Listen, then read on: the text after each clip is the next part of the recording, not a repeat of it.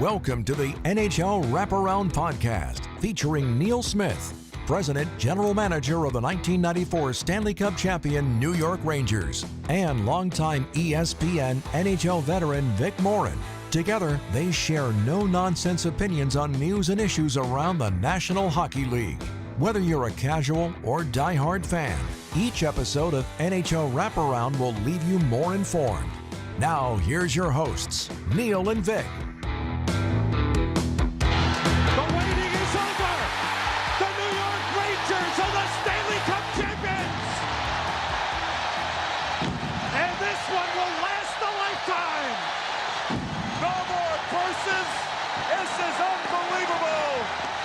People have waited a long time. Fans, players, coaches. Unbelievable. Let the celebration begin. We will celebrate a broadcast legend as Sam Rosen brings down the curtain on his Hall of Fame career Thursday when the Rangers host Tampa at Madison Square Garden. Neil, we interviewed Sam Tuesday, and the engaging, energetic gentleman that you see behind the mic is exactly the same person off camera. It is. He absolutely is, and he always has been, and that's what's so great about him. And you know, his personality is his enthusiasm when he talks to Joe Micheletti at the opening of a Ranger game, when you see him on camera, is the enthusiasm he has in real life. I mean, he really does. I mean, and even on our podcast, he has an enthusiasm to talk about the Rangers, talk about broadcasting, talk about all the many years he's been in it and how wonderful it's been to him, and just a great man. We're going to have that interview with Sam in just a few moments. But first, 3 things you need to pay attention to, brought to you by UBS Financial Services, Inc. Number 1, the final spot in the Eastern Conference remains up for grabs because when Montreal could not close in on a playoff berth Monday against Chicago, that left an opening for the Columbus Blue Jackets. They go into Philadelphia. A 3-0 victory over the Flyers. Neil, Jet Greaves, in his last 4 games, has stopped 120 of 123 shots. He's got 2 shutouts in there. Adam Fantilli with his 30th goal. So if the Canadiens fail to get a point against Carolina on Wednesday, the Blue Jackets get the final spot with a regulation win over the Islanders Thursday. Yeah, and so we've got a lot of pressure on the Montreal Canadiens, no pressure on the Carolina Hurricanes. Interesting to see what their lineup ends up being against Montreal. And then Columbus, who needs a lot of help. They need Carolina as their best friend today, but they need help from Carolina. And then they got to beat the Islanders. And, you know, the Islanders are going to be loose. I mean, it's their last game of the season. They're not at home. They're on the road. They're going to be trying. So it's going to be interesting. It could be all over with that Carolina-Montreal game if Montreal can make sure they at least get to overtime. Put on your history hat for a second with Jet Greaves. I'm not seeing Ken Dryden in 1971, but this run reminds me a little bit about Sean Burke with the Devils in 1988. Yeah, well, it's you might say the Jet is flying high right now. Because he's done a great job since being brought up from the minors. And, you know, that team is just incredible. The Blue Jackets, the year they've had, the way they've hung in there through all this adversity, through all the injuries they've had, and right down to now. That's why Jet Greaves is up, because of injuries to goaltending. And, Evison has done a great job. Dean Evison is the coach of the Blue Jackets. Don Waddell's come in and done a real good job as the GM and making adjustments they need to make. But credit Boone Jenner and the leadership group of that team that has, you know, just fought their way through this season. And of course, you mentioned Adam Fantilli with his 30th goal. Could end up being the best player out of that draft, dare I say. He has just been fantastic for the Blue Jackets. Nothing against the Canadiens, but to see the Blue Jackets have an opportunity to go for this thing on Thursday evening would really be something. Oh, it would be great. I mean, I would personally, I'd love to see it because of all the tragedy that they faced last off season, and then, the trials and tribulations of this year. But we'll see. I mean, Montreal is a great story too, Vic, because they haven't been in the playoffs for so long and they fought hard, and Marty St. Louis has done a good job with no experience at all when he took this job as a head coach. And they've seemed to have turned a corner. Now they've got this player, Ivan Demidov, that they're going crazy about in Quebec, and we'll see. So they're also a real good story. But it's the Johnny Gaudreau piece to the Blue Jackets story, and the tragedy of that, and the way that season started, and Sean Monahan coming over and signing with the Blue Jackets to play with his best buddy Johnny, who played with him in Calgary. All those things. Johnny's wife, who was pregnant at the time of his demise, his brother Matthew, who was also killed tragically with him, his wife pregnant. The fact that Johnny and Matthew's sister was getting married a day later and had to obviously call off the wedding. All of this tragedy, horrible stuff. And the Blue Jackets have taken it under their own and spun everything into a positive to try to fight through this season. It's been remarkable. Looking forward to the two games coming up tonight in Montreal, and if necessary, for a possible clincher for Columbus on Thursday. Number 2, the Minnesota Wild and the St. Louis Blues capture the wild card spots in the West. Minnesota gets the first wild card with a dramatic comeback win over Anaheim. Joel Eriksson Ek ties the game with 21 seconds left in regulation. Matt Boldy with the winner in overtime. And the Blues get the second wild card. They whip up on the Utah Hockey Club 6-1. So with those wins, the Calgary Flames are eliminated. But before we let the Flames go, you really got to pump their tires, and the job Adam Huska has done with that club, because even though they were eliminated before their third period started against Vegas, they managed to come back from a 3-1 deficit and win 5-4 in a shootout.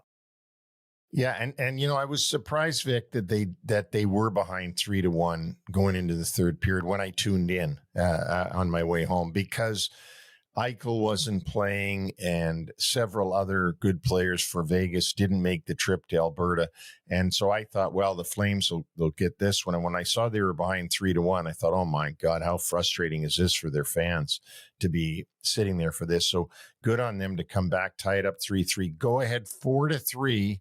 They had the game, and then quickly the Golden Knights tied it back up again. And as you said, it went into overtime and then a shootout. But they ended up getting the win in front of their home fans, and so that was nice. For the Flames and the Ducks, I think two teams that we didn't have high regard for at the start of the season. They certainly leave 2024-25 with a lot of reason for optimism in the seasons coming ahead. Yeah, the Ducks aren't waddling out of this season with their tail between their legs like they have in past seasons, and the Flames didn't just burn out by the end of the year. They finished in good shape. I mean, we talked to Don Maloney early in the season, the president of the hockey club, that they would be in a total rebuild, and through a lot of great play from a number of different guys on that team, they were able to elevate themselves into a real close playoff contender. And there is optimism for Calgary going forward. And the Ducks, I mean, no one gave them any hope. We thought for sure they would be down with the Sharks and the Blackhawks as usual, but they elevated themselves out of that bottom feeder group into the, group that's trying to get into the playoffs. And that's those three categories we've talked about all year. The category of teams that are definitely playoff teams, we just don't know where. The category of teams that are going to fight it out for the wild card spots. and then the category of teams in the conference that are the bottom feeders that are in total rebuilds. And we put Anaheim in there, and we should. But they proved by the end of the year that they belong in that category of trying to fight it out for the wild card spot. And I think that's what they'll do next year. No longer playing second fiddle to anybody, the Toronto Maple Leafs take the Atlantic with a 4-0 win in Buffalo. Mitch Marner reaches 100 points for the first time. He'd been knocking at the door, had a few 90-point-plus seasons in his career leading up to last night. Austin Matthews gets his 400th. Anthony Stolarz, 35 saves. And this is exactly the kind of blueprint that Craig Berube is looking for now that the playoffs are upon us. Yeah, which is a whole new season. But you know what? The Maple Leafs, Craig Berube, the general manager, Brad Treliving, and the president, Brendan Shanahan, have to be very proud of the regular season that they've had, and that they get to hang up a banner next year that say that they are the Atlantic Division champs. But as you know, Toronto, Ontario will only be looking at what they do in the playoffs. And so let's hope for their sake that they win a couple of rounds. 7 of the 8 matchups are now set. The Maple Leafs will take on Ottawa. Tampa Bay, by virtue of the Maple Leafs win, gets Florida, Carolina, and New Jersey, which has been in place for a while. In the West, the St. Louis Blues will take on Winnipeg. The Vegas Golden Knights get Minnesota. Dallas will play Colorado, and Edmonton and Los Angeles. So a lot of intrigue here, with one series still remaining to be called, because Washington will play either Columbus or Montreal. Yeah, so they've got to wait and see who they're going to play. But we can sit back now and watch these last 2 nights of games, and no stress. Just sit back and relax. These have been 3 things you need to pay attention to, brought to you by UBS Financial Services, Inc. And now, our discussion with Sam Rosen. Well, it's certainly a pleasure, an honor, actually, to bring in an old friend that I've known for so many years. And I mean, this podcast could last hours and hours because we go so far back. Sam Rosen, the voice of the New York Rangers, and more than that, my friend from around 1980, I think it was, Sam, that we met. When we flew together and rode trains together and told stories about your scouting for Al Arbor and me trying to become a professional broadcaster and big time in New York. So, we go back a long way, Neil. It's been great. It sure has. From the OIHL days, which I think I've told Vic about, the first rotisserie hockey league that anybody's heard of. They were actually going to do all the fantasy games, right? We did. We had our own fantasies before anybody else did. No, it was a lot of fun, though. I don't know if you remember. We had a lot of fun with that silly thing. And Mike. First thing, Sam, that I wanted to talk to you about. So I spent 11 years at the Garden. You well remember. I got there at 35 years old. And I got to say that from the first day I got to the Garden until the very last day, you're always sort of on edge a little bit because of the fact that it is New York. It is Madison Square Garden. The Rangers have been known to make a lot of changes over the years. And you sort of were like, at least for me, it was, how long can I go? How long will I go? How long will this last? Because it's not going to last forever, right? There is going to be another GM after Neil Smith. And I just, this intrigues me, and this is why I want to ask you this. You got there and in the 80s, I think it was 1989 or 1985. 84-85 season was my first full time on Rangers TV. But prior to that, I had spent years as a backup guy on radio and on TV. So I had really, you can go back to when I was a kid running to the old Madison Square Garden to see the Rangers and Knicks play, and right through the current building that's there on 33rd Street. But no, it's quite a history. That's what I wanted to get to right away is, I mean, it's a phenomenal run you've had of 40 years at Madison Square Garden as the voice of the Rangers, but people may not understand that you work for Madison Square Garden when you're in that job. You're on MSG Network, you're an MSG Network employee, and you're under the same umbrella as all the rest of us are. And that there's a lot of changes that go on way above our heads and all over the place. So my question is, remember all the different owners, Neil? There was Paramount, there was ITT, different owners came in. I remember one year, and this is Madison Square Garden. Remember one year, salaries were frozen. I went in to sign a new contract. They said, we can't do it.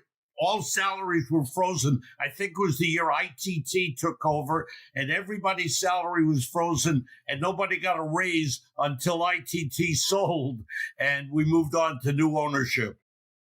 Yeah, well, even when I was there, Sam, I think I went through 4 different ownership groups when I was doing it in 11 years. But the question I want to ask you to relate to you with me is, I know you never expect to stay 40 years in a place, but like it's just incredible that you're in a lion's den like Madison Square Garden. You're the voice of the Rangers.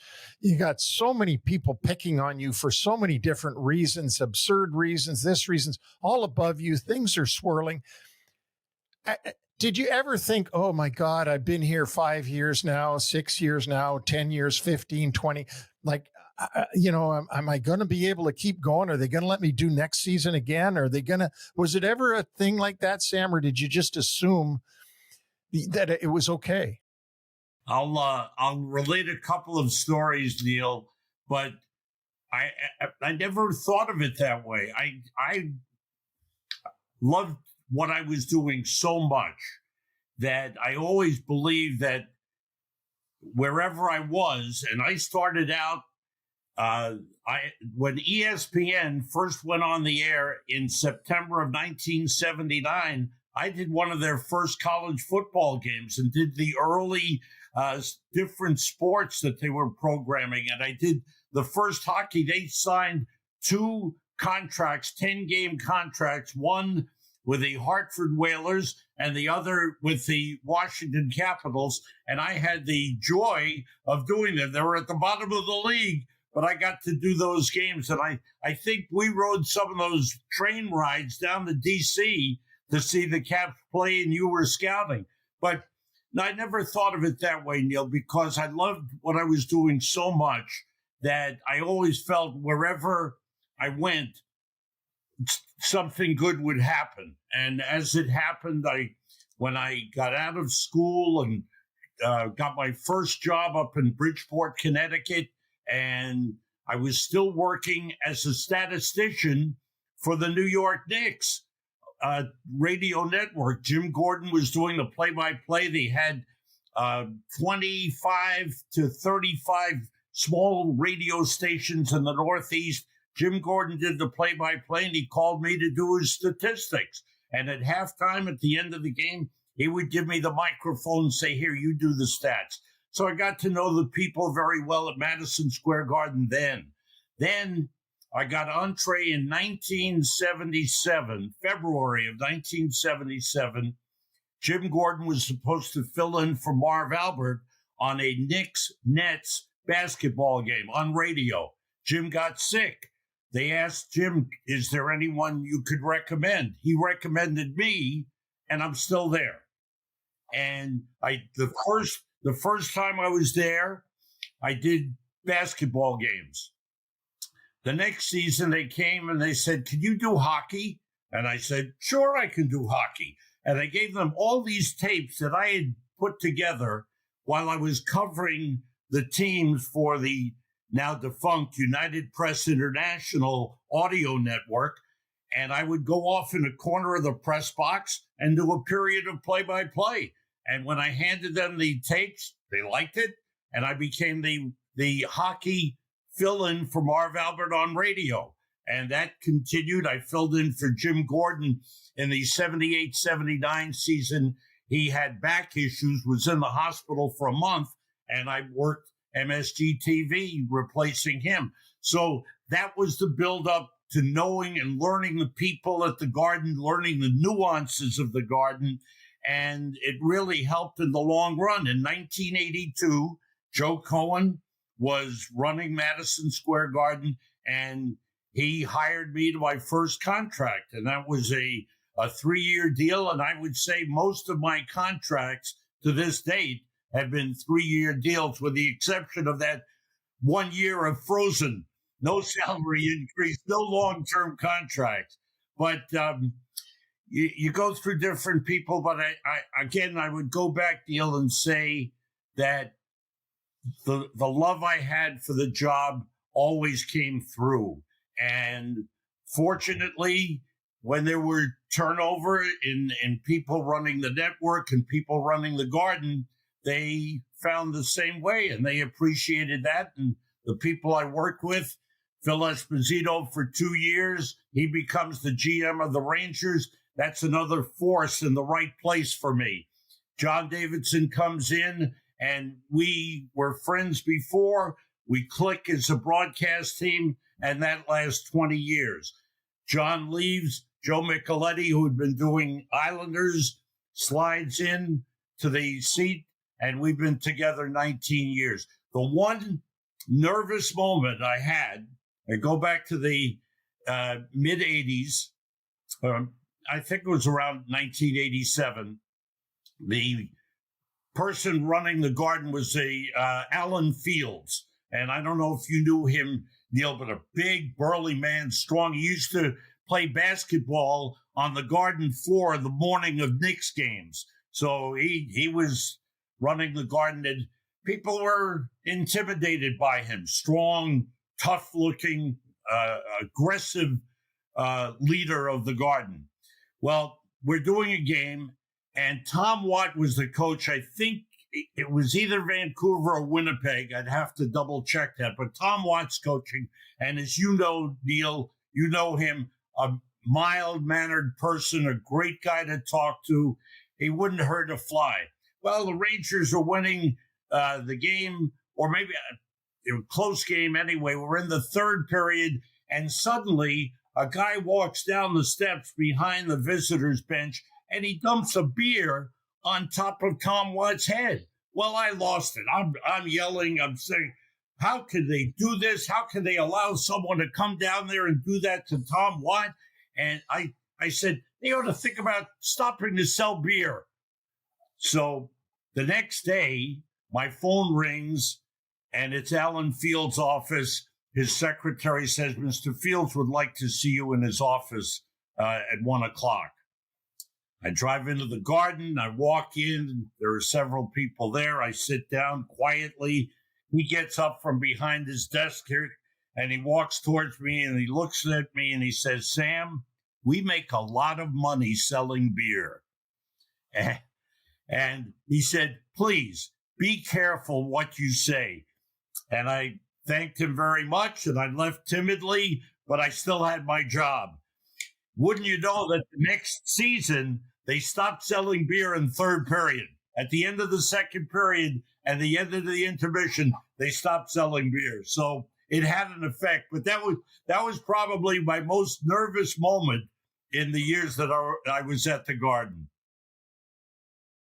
Sam, I'm not certain whether I want to go into career stuff or to more alcohol, because certainly on your tour around the league, you have gotten some marvelous gifts. And on every telecast we see now, you may have one of the most treasured wine collections in the world. It's unbelievable. I will say it started with the Devils training staff gave me a lovely bottle of wine. They know I like red. I prefer Merlot, but I've gotten Cabernets. The guy that really set it off, I think, was John Cooper, the head coach of the Tampa Bay Lightning. We're down there, and we're at the morning skate, and then John meets with the media, brings in a whole horde of reporters, and before he gets into the questions, he stops and he acknowledges me, acknowledges my career, puts his arm around me, and he hands me this beautiful bottle of Plum Jack Cabernet and gives it to me.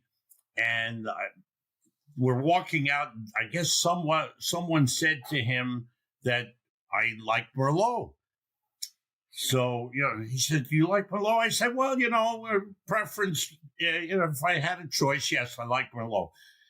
I go up to the booth at 5:30 that evening, and on the desk in the booth is a bottle of Plum Jack Merlot with his autograph on it. "Congratulations, Sam, on a great career." And it kind of took off from there. I got bottles in LA from the Kings, in Anaheim from the Ducks, in San Jose from the Sharks. And last night, a couple of bottles in Florida. Have to thank them. And there was a fan, man who knows the owner of the Florida Panthers, Vinny Viola, but a fan came in. We know Joe Micheletti knows him in New York. He comes in holding a carrying case with two beautiful bottles of wine, and we take them home. I opened up one on the flight home and shared it with Joe and a couple of other people. It was superb. So there have been really good wines. I've got this huge collection on my counter in the kitchen, trying to figure out where I can put them. But I also asked John Cooper if after the game Thursday night, I could bring that Plum Jack Cabernet to the Garden and open it up and share a glass of wine with him. And he said he might come up to the booth and watch the game from the booth and share the wine during the game. So we'll see how that goes. You're pretty humble when it has come to your reactions of not only the fans in New York, of course, but you have received this all around the NHL. Could you have ever expected the send-off that you have gotten from 32 teams around the National Hockey League?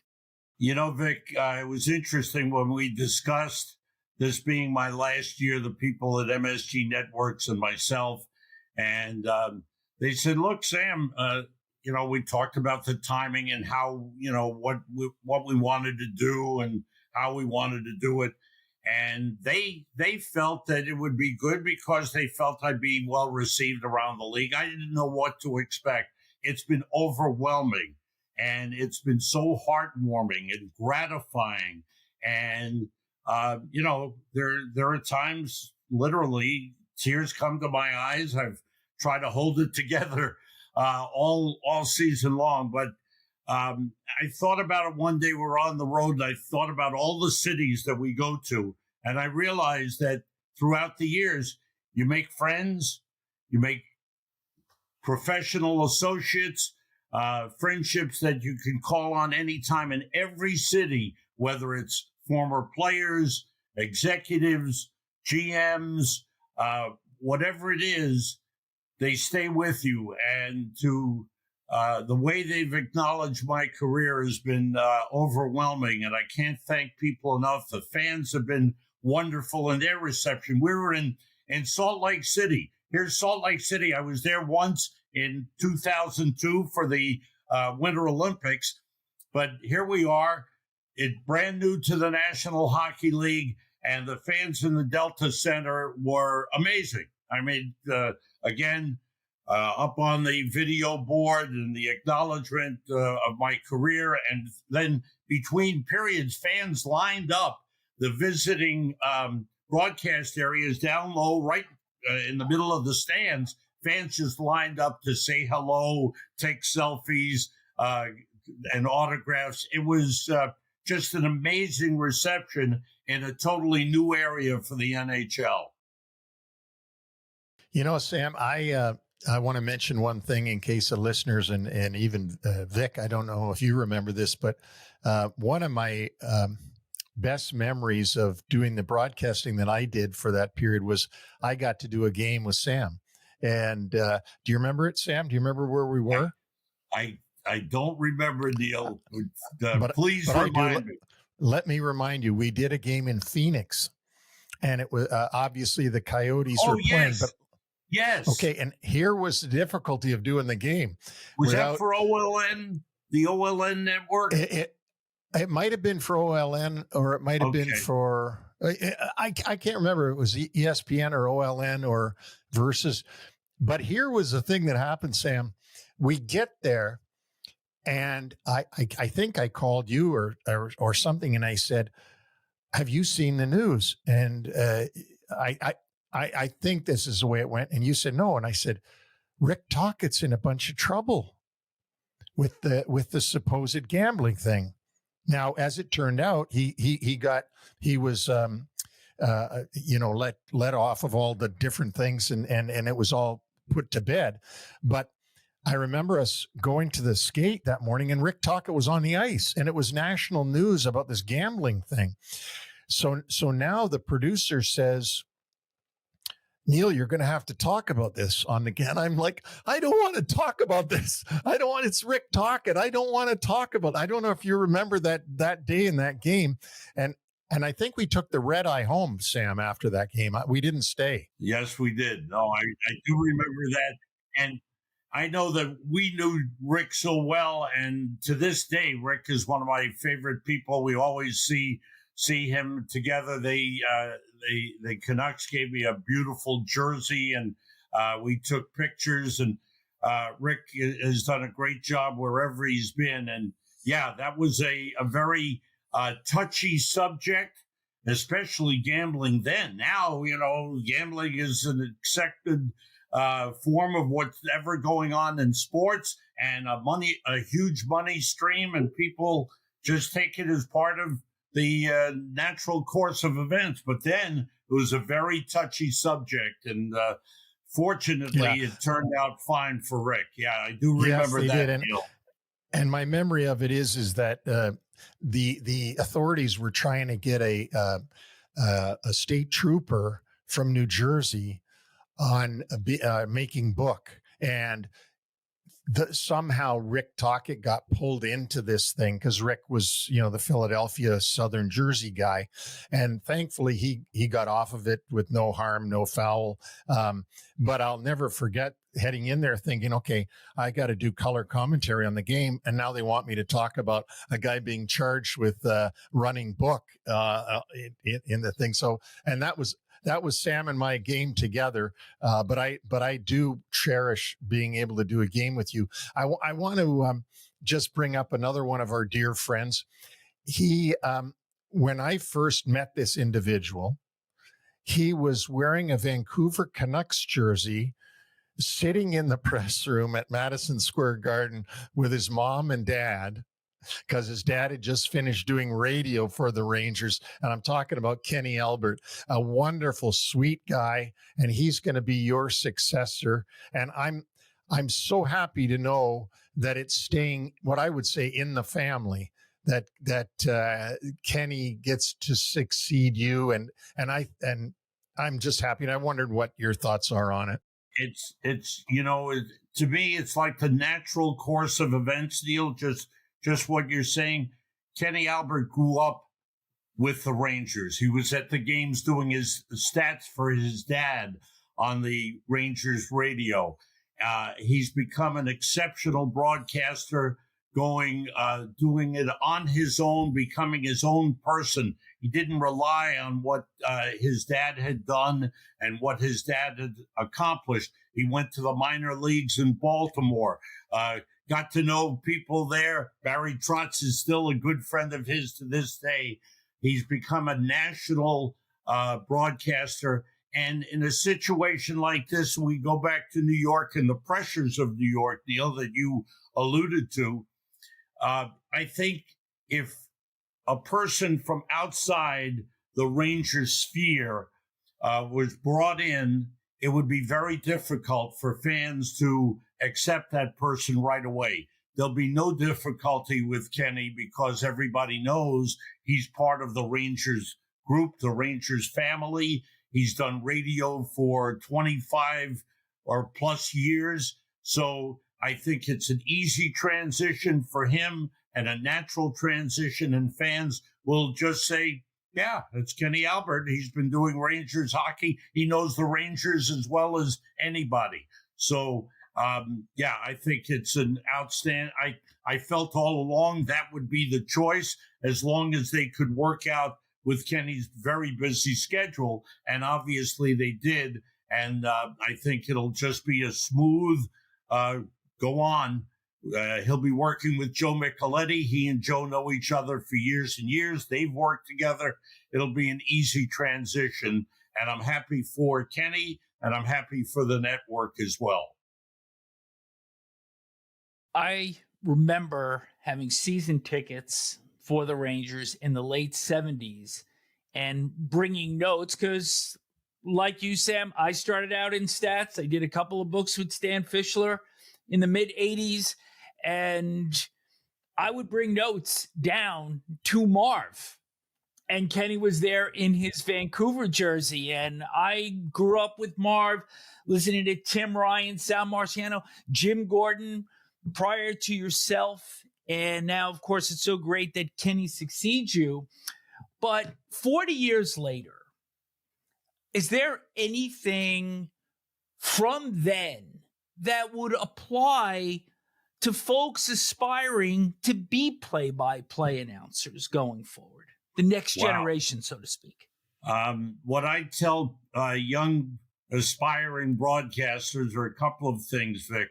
One is don't be afraid to express your love of the game. We're doing games. We're doing hockey games. If you're doing basketball, baseball, football, golf, tennis, whatever you're doing, don't be afraid to express your appreciation of the game. A great play, a great serve in tennis, a great shot in golf, whatever it is, especially in hockey, our athletes are better than ever. The game is better than ever. And I say this to people as well. If they could just drop me into the broadcast booth, do the game, and then take me out and drop me at home, I'd get another 5 years in easily. The game is so much fun. It's so exhilarating. The athletes are so skilled and talented. So I tell broadcasters, young broadcasters, don't be afraid to show that. The other is be as versatile as you can, because you never know where that job opportunity is going to come. For me, it started with basketball at the Garden, but when I started in the early days of ESPN in 1979, the late Scottie Connal was a big hockey fan, was the executive producer, and he would call me, can you do this? I did women's field hockey. I did Australian rules football, and whatever they threw at me. One day he calls me, he says, is there anything you can't do? And I said, there probably is, but I'll find out how to do it. So I tell young people, be versatile.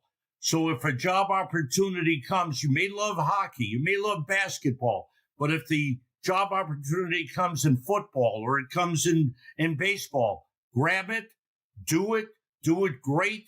And then if you want to move over to the sport you really love even more, go to it then. I love baseball, grew up playing baseball, but I loved hockey too. I went to games virtually every Sunday, riding the subway in New York to get to Madison Square Garden at 4:30 so we could run up to the balcony for a 7:00 game to get the best seats available in the tight arenas that they had back then, the old Garden. If you sat on the side balcony, you had to get the first 2 rows. Otherwise, you couldn't see the boards on your side. Or you went to the end balcony where you could see the entire ice. But it's the love of the game, and I've always tried to do that in my broadcast. And that is, if the score is 5-1, if someone makes a great play, it's a great play. Don't be afraid to say that. Don't be afraid to get excited by a goal that makes it 5-2, it's okay. It's what we're doing. It's sports, and now it's sports and entertainment because people can't afford some of the ticket prices that are out there. But that's basically what my carryover is to young aspiring broadcasters is you're doing something that you love. Let people know why you love it, what you're seeing that you love about it. It's okay. I had worked a few projects with Scottie Connal and wanted to ask you if his late son, Bruce, had ever produced any of your games. Yes. We worked together many, many times. There was another son, Alan, who was a goaltender. So we always had connections with hockey. But yes, Bruce was a really great person and a good person to be around and an excellent producer. And yes, we got to work many games together. It was always fun, again, because there was the knowledge that we all loved what we were going to do, whatever the games, whether it was the old Washington Capitals with Pee Wee Marook. Remember him, Neil? Pee Wee scoring goal. Dennis Marook. So whatever it was, whoever it was, whatever team, we try to make it the best that we possibly could. And Bruce was a great example of that. He actually hired me at ESPN in 1987. So miss him dearly. We had a lot of great times as you did, and never a dull moment in the truck either. Oh, never. No doubt about that. We always used to laugh. He always, we had this running joke that I don't know if ESPN had covered it in the early days, the running of the bulls in Spain. And he'd always get me on the headset and say, "Watch out, the bulls are coming, Sam. Watch out." Oh, gosh. Sam, I, as I said at the beginning of this, we could go on for hours and hours. I just want to go to two different things. One, I'm selfishly, this is selfish. I came there in 1989. You're entitled. You were probably like, what? They're going to hire Neil Smith? Because you've known me for so long. I got there in 89. I brought in Roger Nielsen, and we slowly started to build the Rangers into something it hadn't been before. A lot of it was serendipity because things happen to come together. I've always said that, you got to be good to be lucky, but you got to be lucky to be good. And, it all culminated, of course, and we had some great years in the 90s. And, of course, 1994 comes along and we say no more. But from your vantage point, obviously, I mean, I won't answer this question for you, but I think I know the answer. Out of the 40 years of Rangers hockey, your most memorable must be 94, I would think.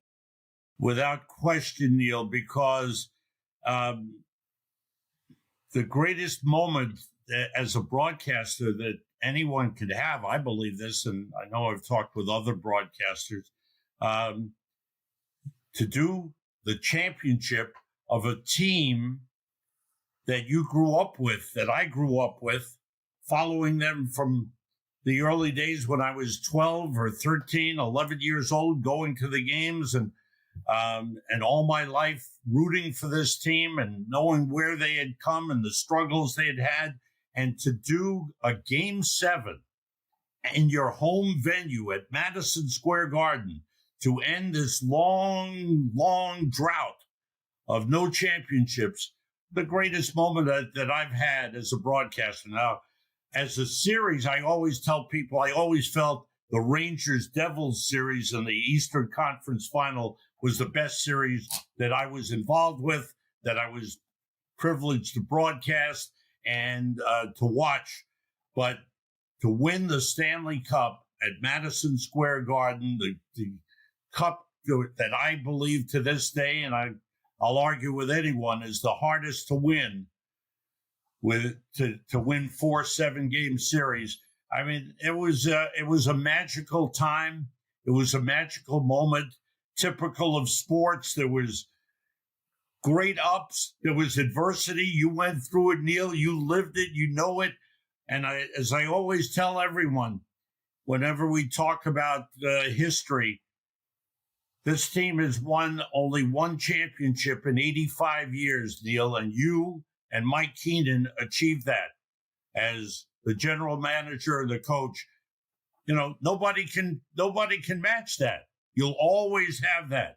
That is the shining moment. And to answer your question, as you asked before, it's the greatest season. We had so many great players, Hall of Famers. First, to start the season, guys got traded. Mike Gartner, one of the greatest players to ever play the game, one of the greatest people to ever be in the game, traded away. But Glenn Anderson came, a 6-time Stanley Cup champion, coming 5 times, comes to New York and wins the 6th. And of course, Messier and Leach and Zubov and Lowe and Kovalov, and it just go on and on and on with the great players and the great team that was. It was spectacular to be around. It was being around the Hall of Famers. Mark Messier, one of the greatest players that ever lived and one of the greatest leaders. The kid from Edmonton comes to New York, embraces New York, and becomes one of the greatest athletes to have ever played in New York City. That's a huge accomplishment. I had the honor and the privilege of calling his games. Wayne Gretzky comes later, but that one year, that first year that Wayne was in New York with Mark Messier, it was magical. It was fantastic. So, but going back to 94, nothing better than your team winning a Stanley Cup championship, and we got to go all the way with the Rangers. That was something that as I said on the air, and it's one of my phrases, it will last a lifetime. No matter what happens, that'll be the lifetime moment. Well, I'm very proud of the fact that not only for the obvious, but the fact that we could make everybody feel part of it, including yourself and JD and Joey Whalen and all the people in the office and on and on and on. And we had some great parties, and we really, I hope, made everybody feel like they were a contributor to that championship and that they were sincerely part of it and can have that for the rest of their life. Which leads me, and we didn't want to do this about the current Rangers, Sam, because there's too much to you to stick you with questions about the current Rangers. But Thursday night, I tried to get them into the playoffs, Neil. I tried as hard as I could. Well, sadly, Thursday night against Tampa Bay Lightning is going to be not only the Rangers finale, but your finale at the Garden, which I don't even like to say that, Sam. It makes me sick to say that. It doesn't make me sick to say that it's the Rangers finale, but to say it's your finale. I guess it's hard to go out with no playoffs for you. I'm not talking about the team. I'm talking about you yourself. Yes, we did have last year. Last year still stays vividly in my mind because even though MSG Network could only do first round games, part of my recent contract deal is that as long as the Rangers went in the playoffs, if Kenny Albert had conflicts with TNT, I got to do the games on radio. So I got to do second and third round games, and that will remain with me because that was a special time. 2 of the last 4 years, the team has gotten to the conference final. It's been good. Not quite good enough, but it's been good, and good players and good people in the room to deal with. I think that's something that I can never say enough about, is these players are so special. They're great to be around. They have great history, great talent, and they're human beings. They're great to sit with in the locker room and talk about family things, talk about trips, talk about things that they like to do. They're great people to be around. So those are the memories I will take with me, Neil. I wish the Rangers could just reached a level that everyone expected them to reach when the season started. But for various reasons, it faltered. The team could never get on a roll, and so they're out. But for me, it's still a season of enjoyment, and season where I get to see, again, players like Artemi Panarin. I mean, that's a player I'll always think about, of one of the great players that played for the New York Rangers, and lifetime Rangers like Chris Kreider, a player that, I'm watching the kids come in, and this kid Rempe, he's so big, he's almost not even lifelike, he's so big, but he wants to be a player, and I've encouraged him. I see him in the hallway running up and down, warming up before games, and I always encourage him. He came up to me on the plane last night, and I said, Matt, you've come a long way in just this first year. Don't stop now. Reach for as high as you can. And these kids have great stories, and they've really enriched my life. And those are the things I will take with me. Players, the Hall of Famers that I've gotten to watch and broadcast, that'll stay with me forever. You've been celebrated league-wide. You were honored at the Garden March 22nd. You did a game with JD last week for TNT. But Thursday night, it's real. It's last time in, last time out. Can you share with us what you believe your feelings are going to be as you prepare for your final game behind the mic with MSG Networks with the Rangers? I've tried to focus, Vic, and kind of keep that narrow path just on the games. But the realization, when it's quiet time and I'm sitting around just thinking about things, the realization is that it's the end of an era for me. For all these years, this is what I've done. This is what I've looked forward to. Come September, one of the hard times I think will be September, when everybody's getting ready for training camp, and I don't need to go to training camp. I mean, there's the plus to that is enjoyment of other things.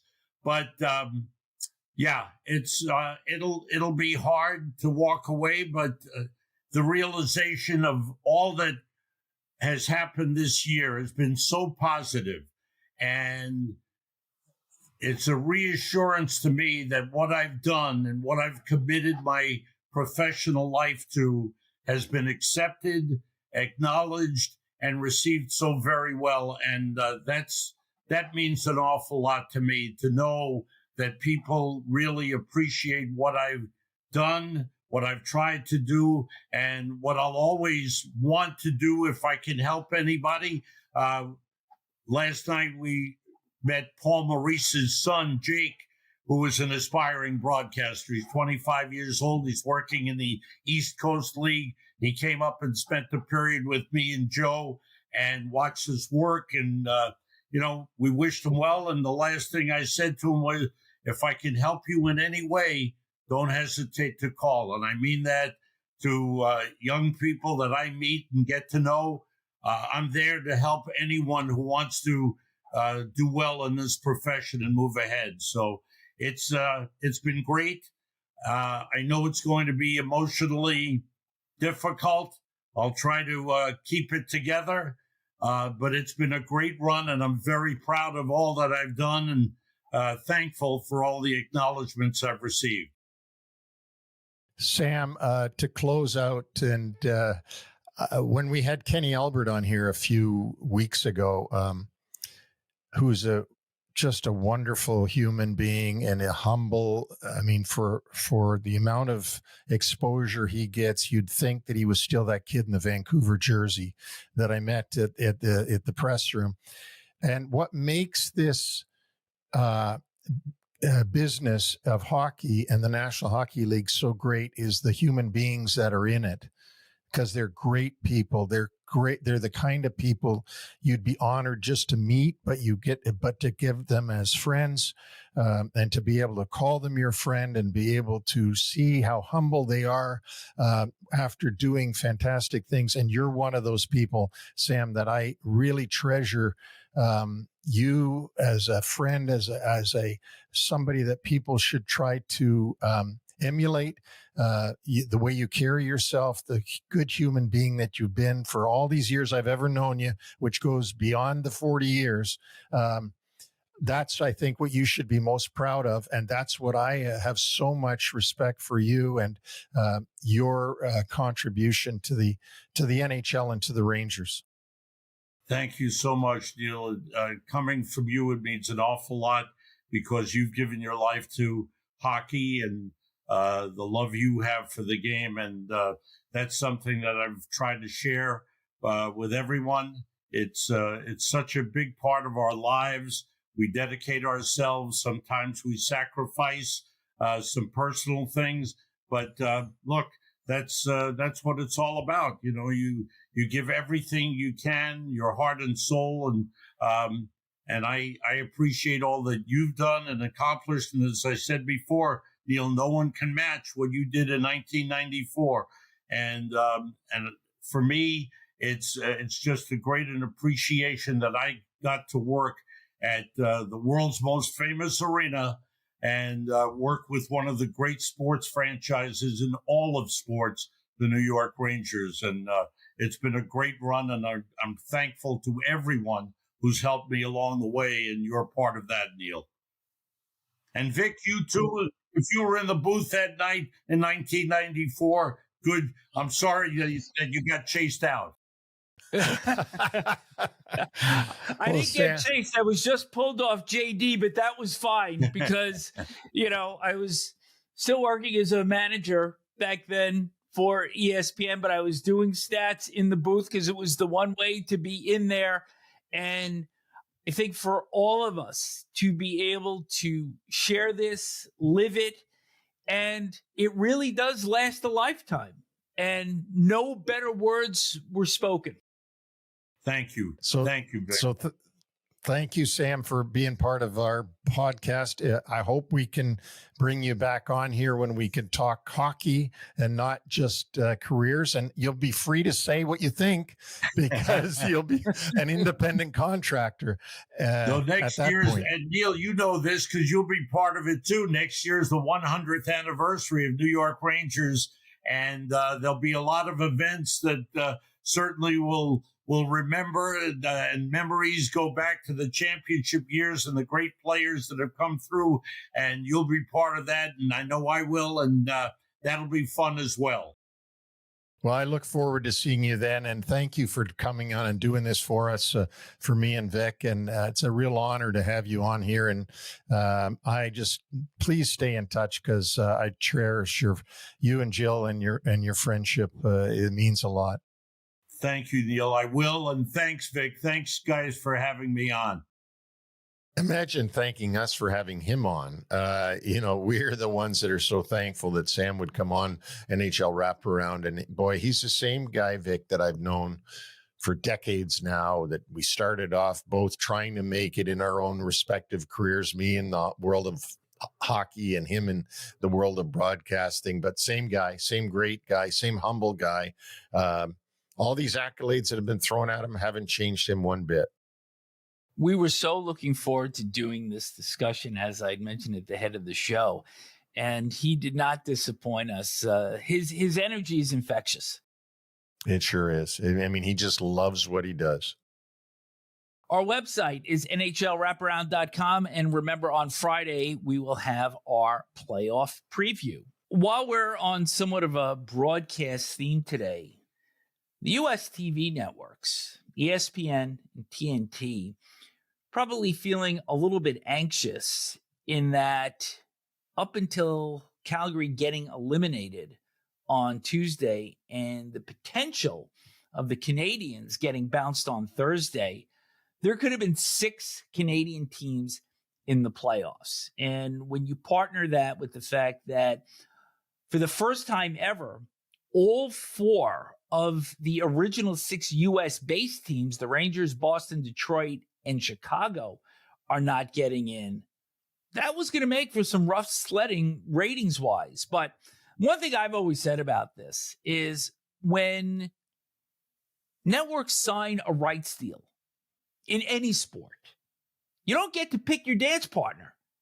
So what it is what it is. It's going to be great hockey, and some years you get the draws that you want. And, you remember that when the NHL came out of the lockout, the first 2 finals were Edmonton, Carolina, and Ottawa against Anaheim for the NBC group before they got a really good run of Detroit and Pittsburgh and Chicago and the Bruins and those sort of matchups. But going back to my original point, you get what you get. You get what you get. It's supposed to be an equal league across the board. And, I would imagine, and I don't know this because I've never been in TV for any other sport, but I would imagine that within Major League Baseball and within the NFL and maybe even within the NBA, there are certain matchups that the TV networks don't want to see. I'm sure that they would much rather have the Bulls and the Knicks than the Raptors and a small market team playing. And I'm sure that Green Bay and another small market, maybe the Buffalo Bills, wouldn't be as attractive as having the Giants versus the LA Rams or something like that. So I guess it's the same in all the different leagues.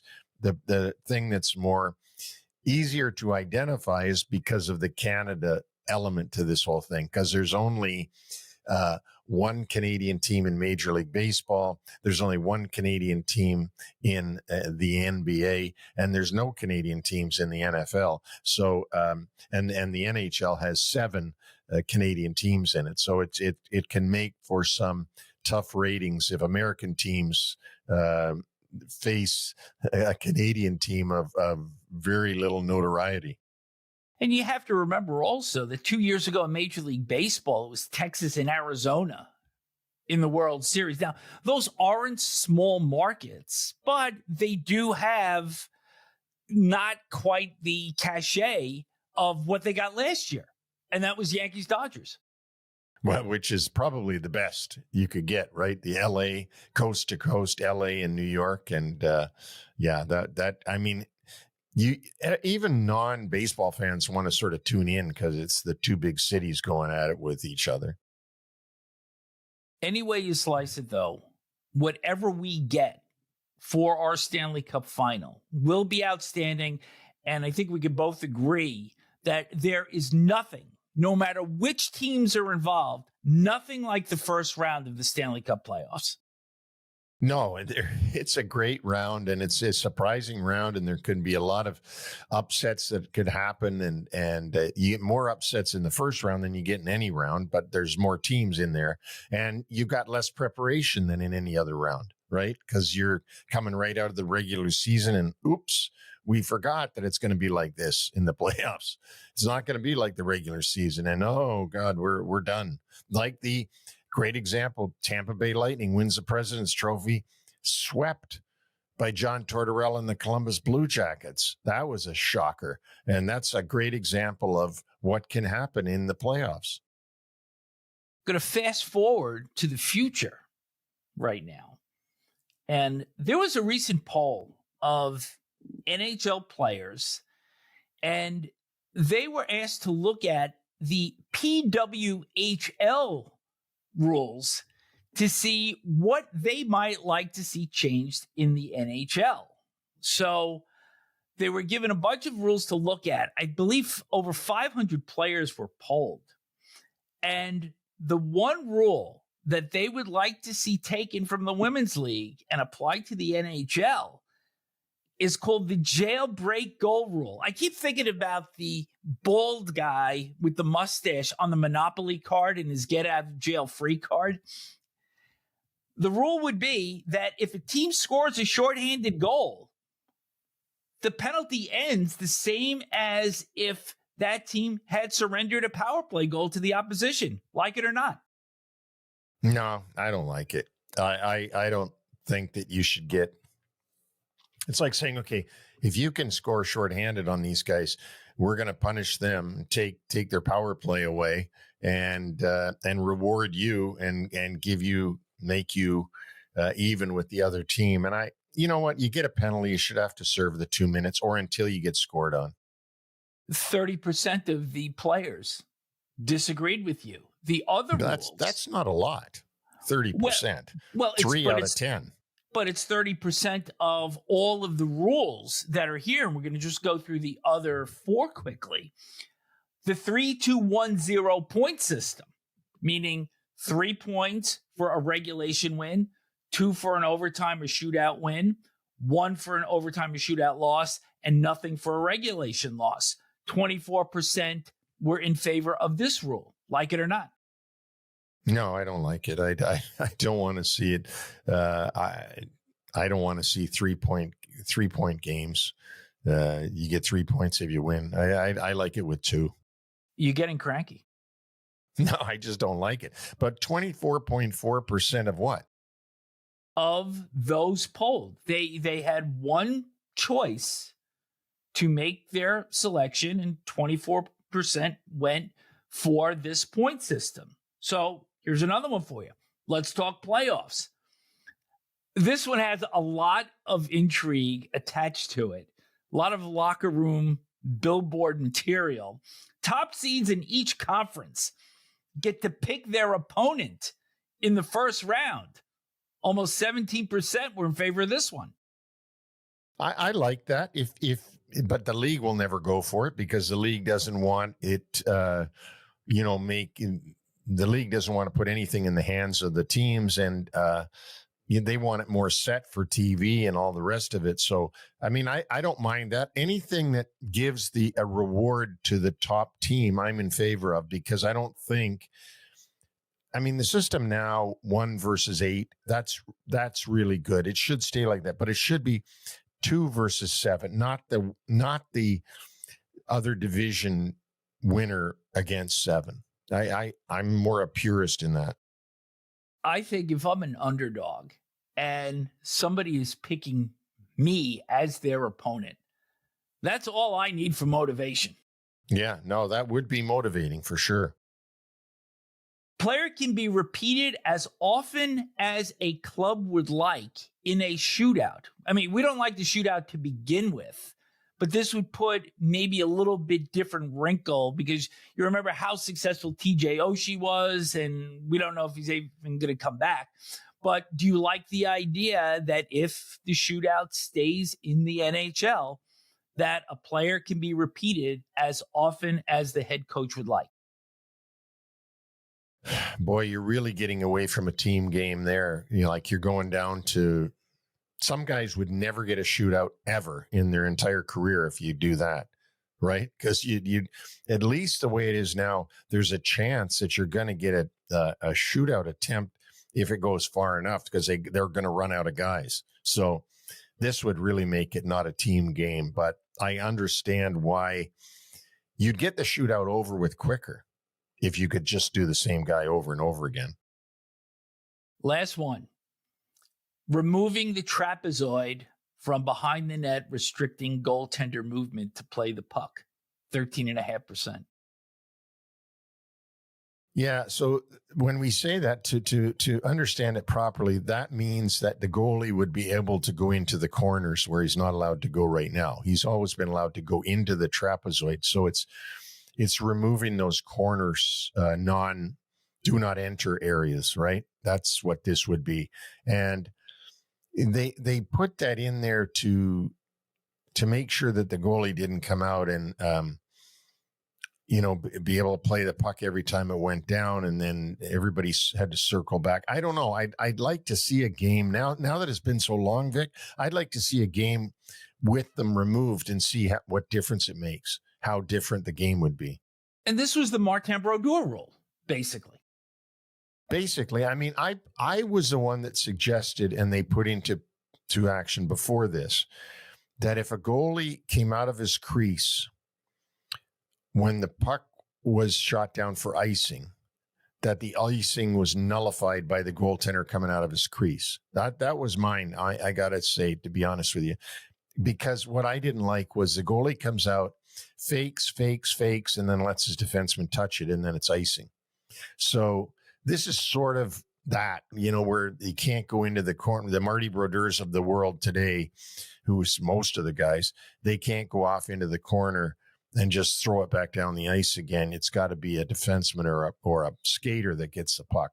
Again, I'd like to see it to see how the game would be different, because it's been, how many years has it been that we've had that now? Oh, it's got to be 25 years.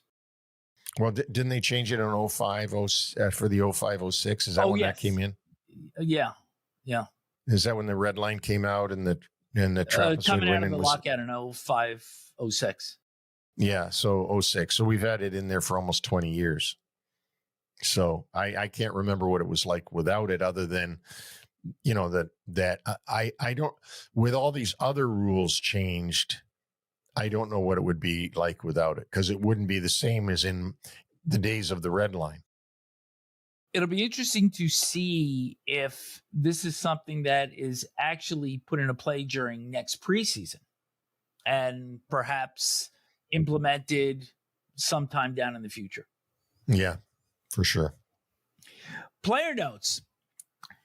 Gabriel Landeskog has been recalled from the Colorado Eagles. He had a 2-game conditioning stint down in the AHL, and he may very well be part of the Avalanche plans for the playoffs.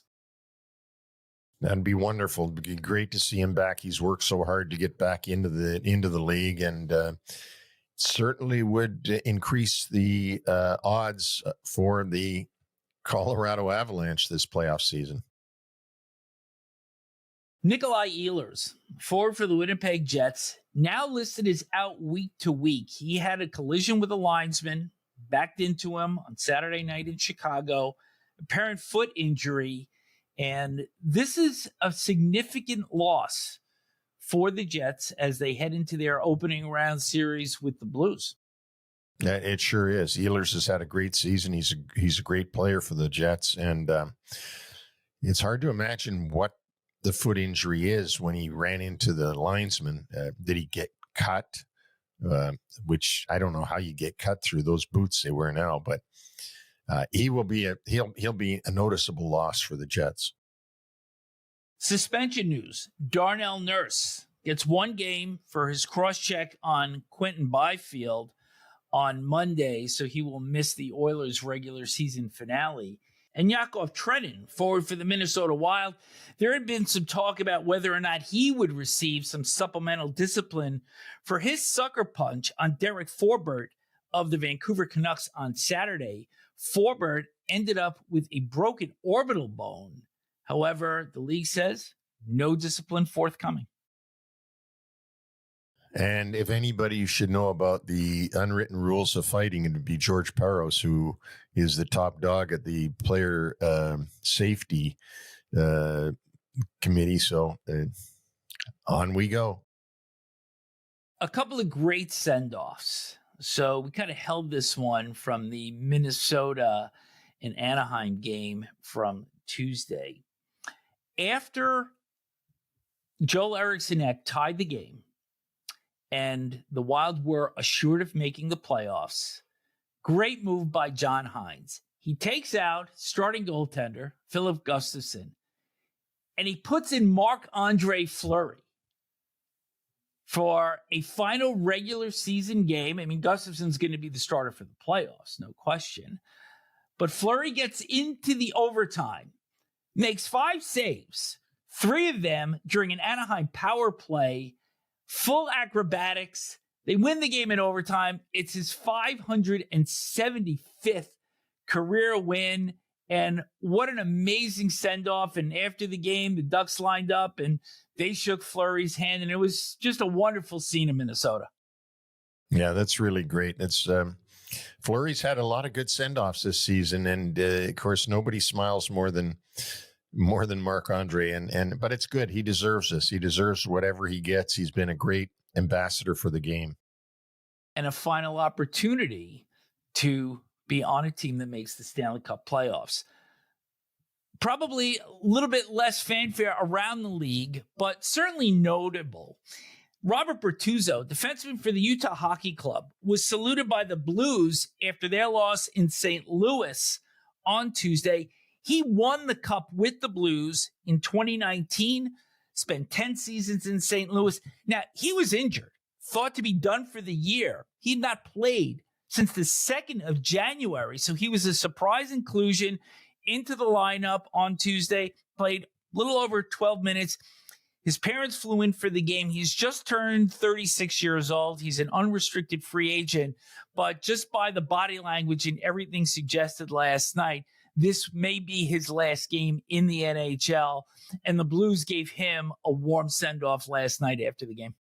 Yeah, that's really great of the Blues to do that, and Doug Armstrong and Jim Montgomery, the head coach. Bortuzzo, as you know, played for the Islanders last year. I got to see him play a lot. He was a late signing by Utah.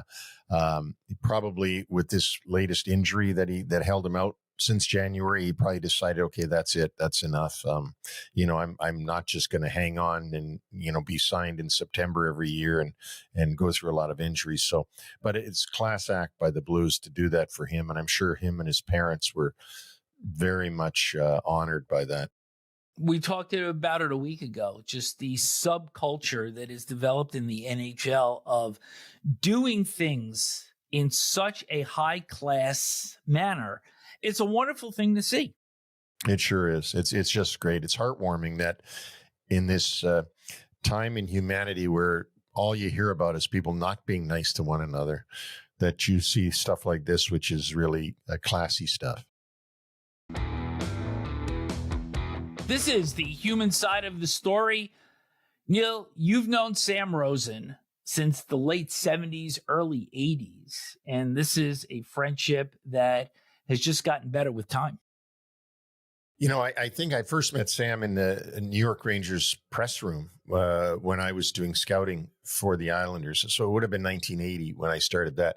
And everybody was friendly to everybody in there. The stringers, meaning the guys that strung radio information back to the radio stations, the writers, John Gentile, who ran the bar at the John Halligan and his wife, and everybody was friends. And Sam was one of the group, and Sam was an aspiring broadcaster. And we were close enough that about 5 or 6 of us, Jay Arbor, Al's son, myself, Rich Torrey, I believe, Bill Torrey's son, certainly Howie Rose, other names that you'd know, started a off-ice hockey league, OIHL. So it was Office Hockey League and Off-Ice Hockey League. And we had a draft in the summer, and you draft players and on goal scoring, just goal scoring. You had to draft X number of forwards and also a few defensemen.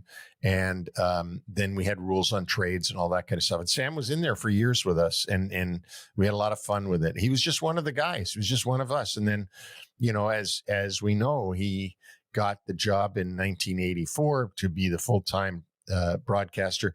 And I had already left to go then to Detroit. I was with the Red Wings by then. I hadn't literally left because I still lived in the New York area. But I've always considered Sam like a friend, like not necessarily a broadcaster, although I admire everything about his broadcasting and that. But I just considered him a buddy. Like all of us, we were all trying to hone our craft, whatever area we were in. And I think one thing that people do not know about Sam is he wasn't even born in the United States. No, born in Ulm, Germany, ULM, Germany, and born, his name when he was born was Samuel Rosenblum, BLUM at the end of Rosen. And he actually dropped that part of his name just to shorten his name up. And that he said that was at a time when radio guys all did that. They changed their name, they shortened it up. And it's interesting. He was born in Germany, moved to the United States at 2 years old with his parents. And thus here came the 2-year-old broadcaster that we didn't know would be there. He was a great baseball player. When he played, he was captain of his baseball teams in college. So he was a player of note. And he mentioned off camera that, rather than try to be a minor league player and make his way up. They just thought, you know what, it's better to just stay as a college player. And when college is over, baseball's over. One of the other things that we talked about off camera with Sam was his call at the end of Game 7 in 1994. And there were 2 icings in the final minute, the last one coming with 1.6 seconds left, and whether he had actually thought about what he was going to say when that clock hit 000. But the thing that's really interesting that I never knew until we talked to him about it was that he said the problem was you're waiting for these 2 icing calls and the puck to be dropped and for them to win it. And so when the buzzer did finally go, he says his first words were, "No more waiting." Yep, the waiting is over. The waiting is over. And he really, because of all the waiting to get to the buzzer, and that I found that really interesting. And of course, his call of that lives on in infamy. It was great. It was a great call, and no more curses, because everybody talked for all those years about there was a curse. Was it because they burned their mortgage in the Stanley Cup and all this kind of stuff that went on, and the whole 1940 chant and all the rest of it. So no, Sam's call was great. And the thing that really wowed me was him saying that there can be no greater moment for a broadcaster than to be at Madison Square Garden, the home arena of the team that you've been broadcasting for, in Game 7, and have them win the championship, and you get to call that after all those years. He said there couldn't be a bigger thing to do, and that championship would live on forever as bigger than any that anyone could ever have. So I found that really something, because I see it from my perspective. I don't always get to understand it from other people's perspective. And that's something that a lot of local broadcasters today will never have that opportunity, except at least on the TV end, because the networks take over after the first round. Right. And even, and when you think about it, there are hundreds and hundreds of hockey play-by-play men, let alone all the other sports. And some of them never come close to being able to call a championship game, even if there's not major networks coming in, even if they would get to do the game had it gone all the way. They just are never with a team good enough to win a championship. And so they never really get there. And they're dying to get there too, because they want to be part of the championship in the part that they play in the whole production. Quite a legacy for a legend. And we thank Sam Rosen for joining us for the memorable interview on this show. Thanks to UBS Financial Services, Inc., NHL Wraparound and UBS Financial Services, Inc. are not affiliated. UBS is a sponsor of 3 things you need to pay attention to. No other affiliation, relationship, or endorsement is made, suggested, intended, or should be implied or inferred between UBS and VNS Productions, LLC, or any of the individuals or businesses and or their respective products and services appearing in this program. Thanks to our listeners. Send questions or comments to nhlwraparound@gmail.com. You can also reach us individually at neil@nhlwraparound.com or vic@nhlwraparound.com. We are available on all podcast platforms, including Apple Podcasts, Amazon, iHeartRadio, Spotify, YouTube, and our complete catalog can be found on our website, nhlwraparound.com. So please subscribe, like us, and also check out some of our shorter clips on X at NHL Wraparound. Neil, I look forward to seeing you on Friday for our playoff preview. For sure. And that's going to be a lot of fun. I can't wait. We just look forward to see who the final party will be in the 16-team tournament. Will it be Columbus or will it be the Montreal Canadiens? We'll see you Friday.